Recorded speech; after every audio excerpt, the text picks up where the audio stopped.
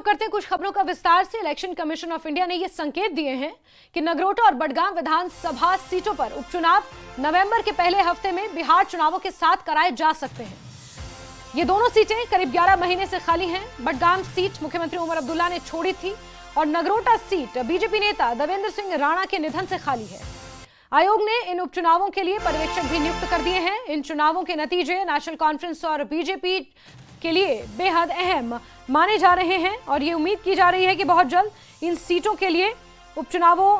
की घोषणा कर दी जाएगी। इलेक्शन कमीशन ऑफ इंडिया ने इस बात के संकेत दिए हैं। 11 महीने से ये सीटें खाली पड़ी हुई हैं।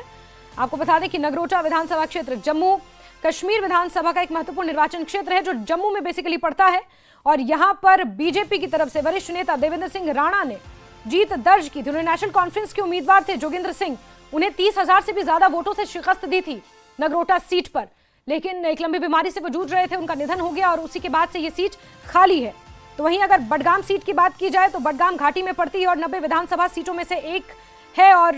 घाटी की महत्वपूर्ण सीटों में से एक है। डिलिमिटेशन के बाद यहाँ के समीकरण थोड़े से जरूर बदले थे, लेकिन मुख्यमंत्री उमर अब्दुल्ला ने गांदरबल और बडगाम दोनों जगह से अपनी किस्मत आजमाई थी और दोनों जगह से जीत दर्ज की थी। पीपल डेमोक्रेटिक पार्टी के उम्मीदवार सईद मुंतजर मेहंदी को यहां से उन्होंने शिकस्त दी थी, लेकिन गांदरबल को चुना और उन्होंने क्योंकि गांदरबल को चुना और बडगाम इस वजह से खाली है।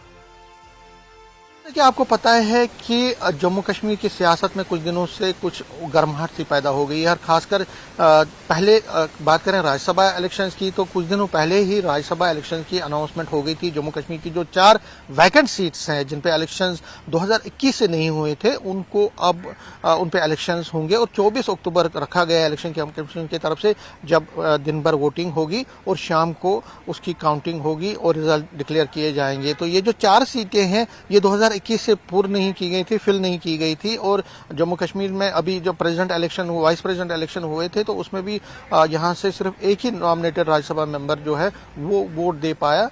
इसलिए अब 4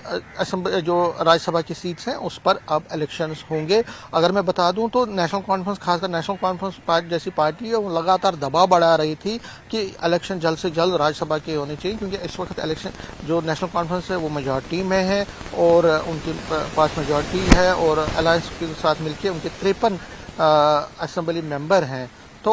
उनको लगता है कि 4 में से कम 3 सीटें तो वो जीतेगी, चौथी पर भी वो फाइट दे सकती हैं। तो फिलहाल ये राज्यसभा की सीट्स की बात करें, लेकिन उसके तुरंत बाद कल एक बड़ी डेवलपमेंट हुई है और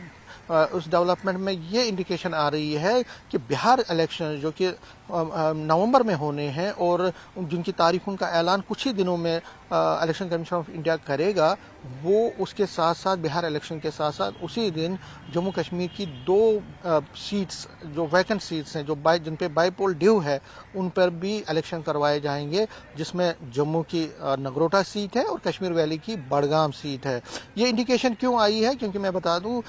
बिहार इलेक्शन के लिए इलेक्शन कमीशन ने ऑब्जर्वर्स नियुक्त किए, लेकिन जम्मू कश्मीर की जो 2 सीट्स हैं यहाँ के लिए भी ऑब्जर्वर्स नियुक्त किए गए हैं और इसके साथ साथ उड़ीसा और बाकी छोटी छोटी जो बाकी प्रदेश हैं वहाँ पे भी कई जगहों पे बाईपोल होने हैं, ड्यू हैं असेंबली के, कहीं 1 सीट के लिए, कहीं 2 सीट, कहीं 3 सीट्स के लिए डिफरेंट जगहों पे, तो वहाँ के लिए भी ऑब्जर्वर्स नियुक्त किए गए हैं। तो इसी से इंडिकेशन आ रही है, स्ट्रॉन्ग इंडिकेशन आ रही है कि जब बिहार इलेक्शन की अनाउंसमेंट होगी उस प्रेस कॉन्फ्रेंस के दौरान जम्मू कश्मीर की जो दोनों सीटें हैं उसके इलेक्शंस को भी अनाउंसमेंट होगी, इलेक्शन डेट भी उन दोनों सीटों के लिए अनाउंस